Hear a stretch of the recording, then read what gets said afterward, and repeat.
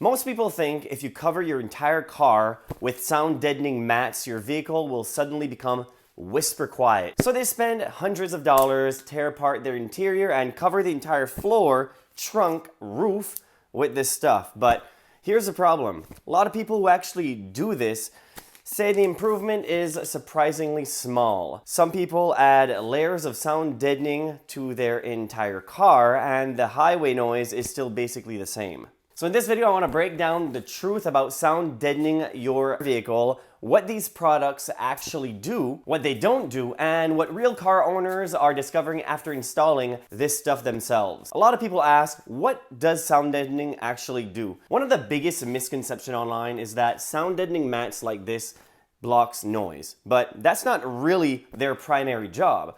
Most automotive sound deadening products are what's called CLD material, or constrained layer damping. Their real job is to reduce vibration in the metal panels. Large flat panels like your door, trunk, and floor can actually vibrate like a drum when exposed to tire noise, engine noise, wind turbulence, and that vibration causes extra noise inside the cabin. So when you add a CLD mat to the metal panel, it changes how the metal resonates. Instead of acting like a drum, it becomes more rigid and dampened. This is why these products are extremely popular in the car audio community, because they eliminate rattles and improve speaker performance. But here's the key thing most people misunderstand. Stopping vibration does not necessarily mean blocking outside noise.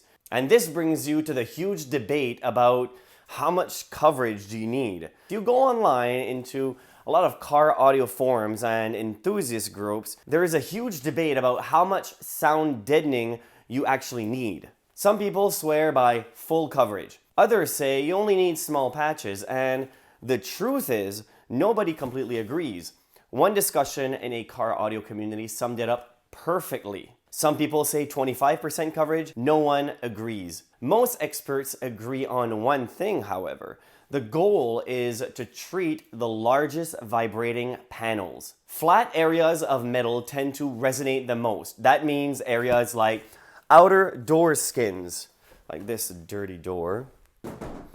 Sounds pretty tinny, doesn't it? Also, trunk floor, rear quarter panels, the vehicle floor. Instead of covering every square inch, a lot of installers focus on those specific areas. Many guides recommend somewhere around 25 to 60% coverage on large panels to reduce resonance effectively. Beyond that point, you start seeing diminishing returns. The more you add, just the more weight you're adding to the vehicle. Here's something people constantly report after installing sound deadening. The car is still loud. And the reason is pretty simple. Most of the noise you hear while driving is not coming from vibrating panels. It's coming from outside the car, especially road surface noise, and of course, engine noise. These sounds enter the vehicles through the floor, wheel wells, firewall, windows, door seals, and this is exactly what many car owners notice. For example, one RAV4 owner said they installed multiple layers of sound deadening throughout their vehicles, but highway noise was still mostly coming through seals and trim areas. And another user pointed out that even if you pack the doors and floor full of material, it won't completely eliminate outside noise. So if your goal is to block road noise, vibration dampening alone just isn't enough. This brings you to the layer system that actually works. This is why high-end vehicle sound treatments usually uses multiple layers of material. Each layer does something different. The first layer is CDL mats. These stops the metal panels from vibrating. The second layer is usually closed cell foam. This layer helps decouple surfaces and absorb certain frequencies. But the material that actually blocks sound is usually something heavier. Something like mass-loaded vinyl, also known as MLV. MLV works as a noise barrier. It's heavy, dense, and flexible, which allows it to block airborne noise like road and engine noise. But here's the catch. For a noise barrier to work well, it needs complete coverage with minimal gaps. If there are openings, sounds will simply travel through it, or I guess around it. And that's why most people skip this step. It's heavier, it's harder to install, and most modern vehicles often don't have much space behind the panels. And this part is interesting. When you look at real experiences online, you see a lot of the few common themes, I guess I should say. Some people absolutely love the results. One car owner who treated an older vehicle said the improvement was huge and it helped eliminate rattles while improving speaker quality. But others say the improvement is smaller than expected. Some measurement people posted online showed only about 3 to 4 decibels of reduction after installing sound deadening. Remember something important. A decibel scale is a lot different. Every 3 decibels you eliminate, you cut the energy of that sound in half. And if you cut it by 10 decibels, you eliminate half of the noise that a human ear can hear. So think about it. If you only cut 3, 4, 5 decibels, you're almost halfway to cutting half of the noise. So a few decibels here, a few decibels there, it actually makes quite a difference. And in my experience, I do find that that is the case. But most people, they just put a little bit of mat in the door. And like one of my videos to show, does this work? On a Toyota Prius, it didn't eliminate as much sound as I would have thought. The difference was quite negligible. But other times when I sound deadened the hood of a Toyota Tundra that I had, the engine noise was quite loud, and just to show that it does actually block some noise, it worked quite well in blocking some of the noise. Another product that you'll see advertised are a spray-on sound deadener.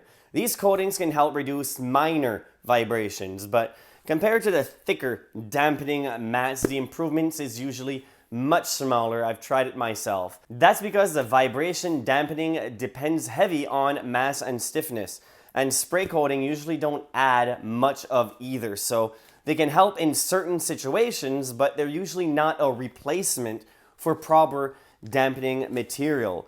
But they do have their place, because where I found that they worked quite well is for, of course, hard to reach places, finishing touches, anywhere where there's nuts, bolts, where you can't really add the mat, it doesn't really fit, or hard to reach areas where you just can't reach and where there's a couple of metal pieces rubbing and it might cause a noise, vibrations. That's where the spray actually makes use. But one thing to note is these kinds of spray are $25, $30 a can in some cases.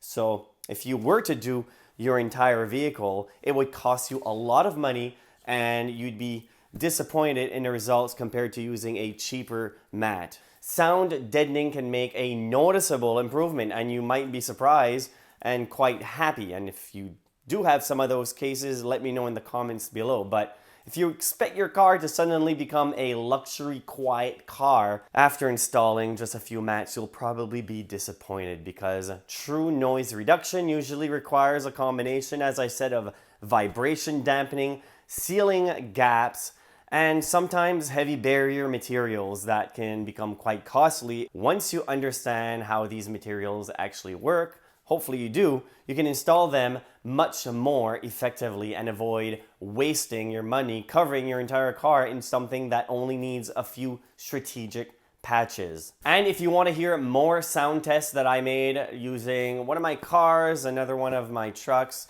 video right there will show you, well, you'll hear the difference. It's pretty impressive in some cases. Thank you very much for watching. Until next time, assuming you subscribed.